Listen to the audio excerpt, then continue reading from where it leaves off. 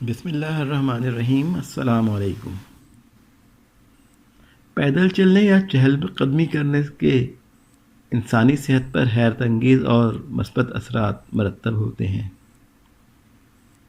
کہا جاتا ہے کہ 3 منٹ چہل قدمی کرنے سے بلڈ پریشر میں کمی واقع ہوتی ہے۔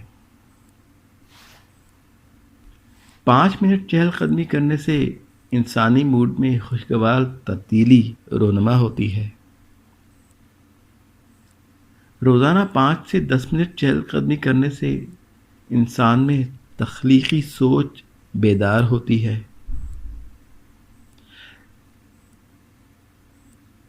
کھانا کھانے سے 15 منٹ بعد چہل قدمی کرنے سے خون میں شوگر متوازن رہتی ہے۔ روزانہ کھانا کھانے کے 30 منٹ بعد چہل قدمی کرنے سے انسان موٹاپے سے حفاظت میں رہتا ہے۔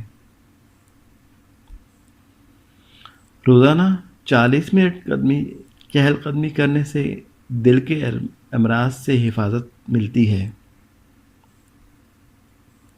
اور روزانہ 90 منٹ چہل قدمی کرنے سے مایوسی اور ڈپریشن کے اثرات سے حفاظت ملتی ہے۔